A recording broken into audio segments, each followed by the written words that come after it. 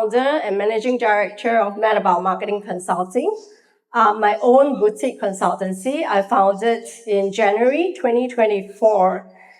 Before that, I spent more than 20 years in corporate.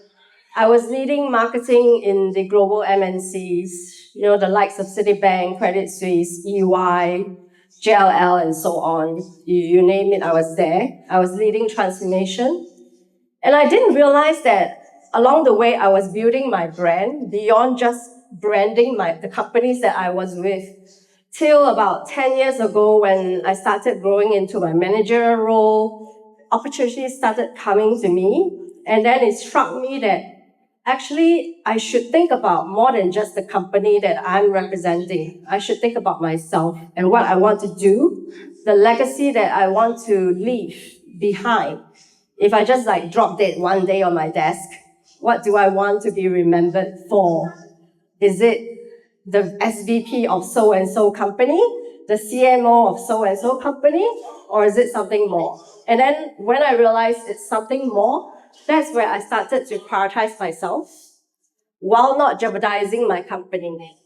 So I had my very first friend client in 2012 when I was still with a company. So my friend came out to do a business, and then being in marketing, then she came to me and said, hey, I'm building a preschool. Can you help me to build the brand? And I didn't think twice. I didn't even think about, should I ask for permission? I just thought, okay, hell, why not? This is my passion. I want to do something different. So I did it. And then another friend came along, and then that grew my confidence. But then those are just friends, right? My first non-friend client, a cold inbound lead from LinkedIn, because of what I've been doing in step 1, leading to step 2. A client just approached me and say, hey, I see that I heard you talk at this forum. I saw an article that you were writing. It kind of resonates with me about how customer-centric you are. So would you like to help and join us as a fractional, like a part-time CMO? At that time, there's no such word as fractional. It's very in right now, but they're saying part-time CMO, see how it works out. And then again, I didn't ask for permission. I was like, why not? I want to build a tech app, they're saying. So can you be involved? So I said yes, and that's how I landed my first non-friend client, and I helped them to build in a very small team of 5.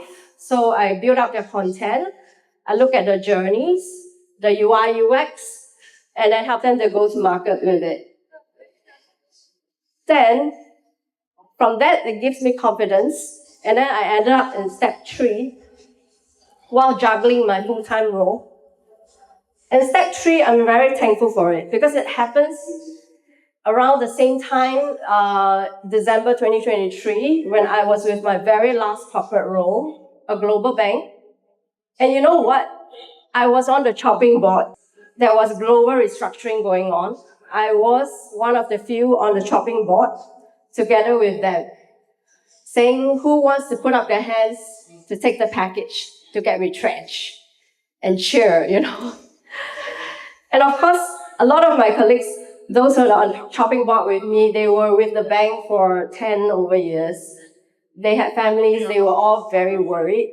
To me, that was the right time because then my second client came to me on the call, a bank. They said, hey, do you want to help us revamp our marketing structure and look at the way we are digitalizing and engaging our customers? Because we see that you're now with this bank. We see that you've been doing a lot of talks. It resonates with us. Do you want to give it a shot?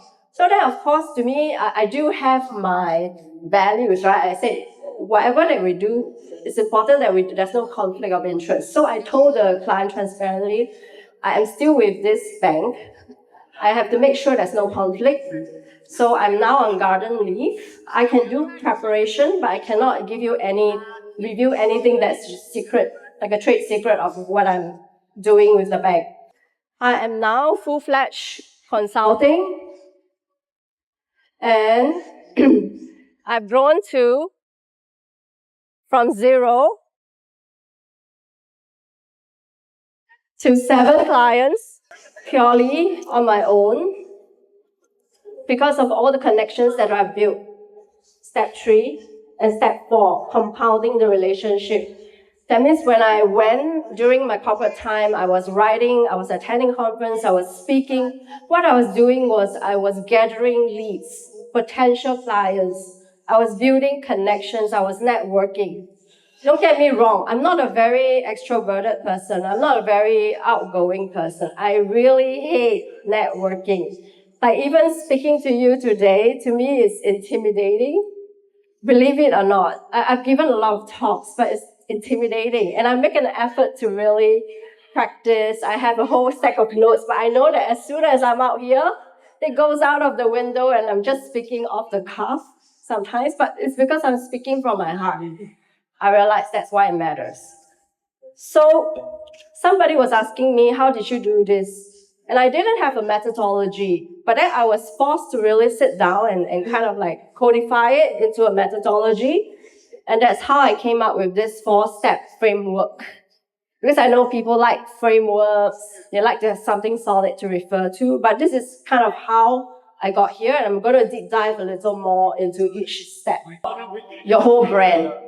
You know, a lot of us are known to be like, we are known as parents. You're a father, you're a mother, you're a brother, you're a mistress, you're a sibling, you're an employee, but that's not what you are as a brand. You know, when I talk about brand, I'm just curious, maybe I will hear from you, like, what do you think is brand? When I ask you what is brand to you, would anybody want to try? Anybody? No? Shy? It's what people think about you and what you represent, and what they might think of when they think of you. So it's not so much about what you say you are, but it's actually what other people believe you are. That's actually very well put. You know, because somebody did tell me that branding is what people talk about you when you're not in the room. But I kind of want to take a step back and reframe it a little. Actually, to me, branding, you're right in that there are actually 2 components. There's the identity part and there's the reputation part. So the identity part is how you present yourself, your persona, to different aspects in different scenarios, different situations, different people. Because you present yourself a little differently to your very close friends and your family, to colleagues, to business partners, and people you just meet here. So that's part of your brand persona. Your reputation is actually what people talk about you and say about you when you're not around them. So the 2 components mixed together actually makes your whole brand. And you want to make sure that if your brand is authentic, then it should resonate. That means when people talk about good things about you, it should be who you actually are. Like you're not actually like a dirtbag, right? Like behind her back, they're saying, he's such a dirtbag, but then in the presence of a public, it's like, oh, he's so charismatic. So that, to me, is not a true brand. It's not authentic brand, and it's not built to last.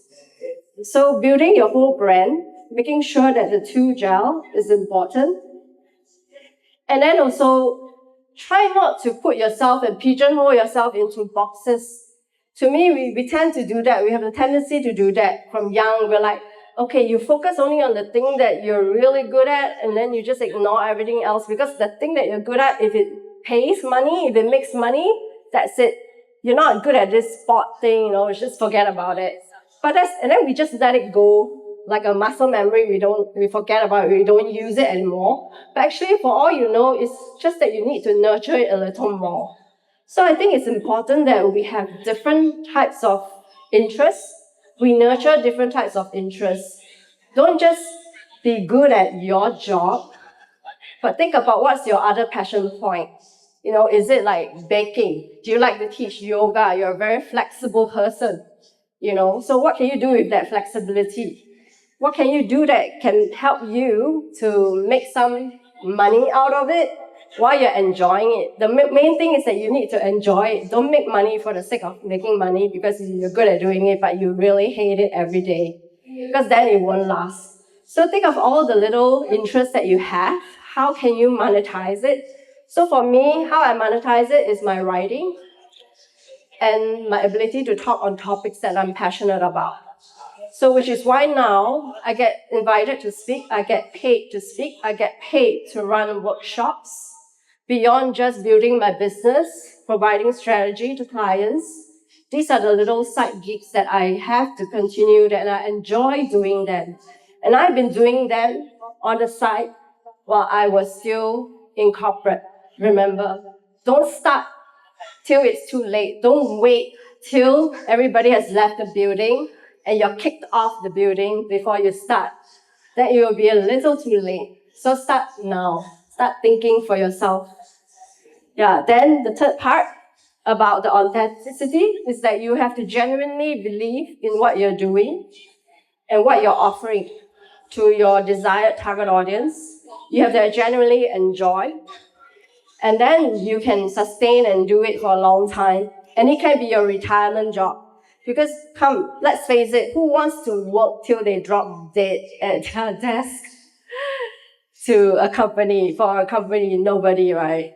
Nobody, because you know the company is not going to be with you forever. They will be there forever, maybe, but they don't want you there forever. That's the truth. So think about yourself and what you can do after the company.